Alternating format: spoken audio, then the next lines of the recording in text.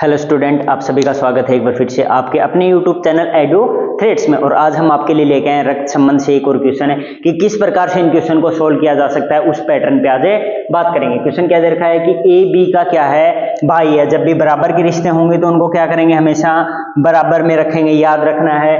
ए भाई है किसका, बी का, तो ए का जेंडर क्या आ गया, प्लस आ गया, और ये क्या हो गया, भाई हो गया। दोनों का रिश्ता बराबर है तो दोनों को बराबर के एरो से लिख दिया। उसके बाद सी डी का क्या है, पिता है। ये रिश्ता हमारे पास क्या है, अलग दे रखा है, इन दोनों से अलग है। सी है वो क्या है, पिता है किसका, डी का, तो सी क्या हो गया हमारे पास, प्लस हो गया।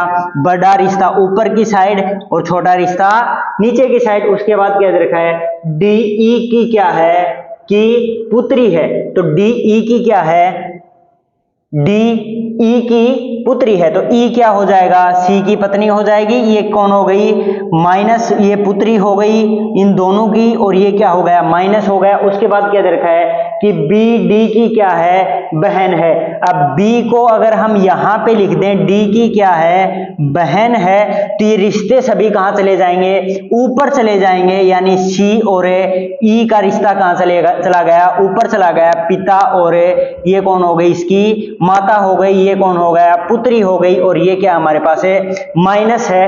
तो अब हमसे पूछ क्या रखा है कि ई ए का क्या और की होगी, तो ई है वो ए का क्या लगेगा, ई ए का क्या लगेगा हमारे पास है। ये जब इसकी पुत्री है, ये इसकी बहन है, और ये इसका भाई है, तो ये इसका क्या हो जाएगा, बेटा हो जाएगा। यानी ये पहले ही दे रखा था क्या है, लड़का है, और तीनों क्या है, ये भाई बहन है, तो ये इसकी क्या हो गई, माता हो गई, और ये इसका क्या लगेगा, बेटा लगेगा। तो इस प्रकार से हम रिलेशन को ऐसे लिख करके इजी तरीके से क्या कर सकते हैं, सोल्व कर सकते हैं। तो ऐसे ही क्वेश्चनों के लिए हमारे साथ है जुड़े रहें। धन्यवाद।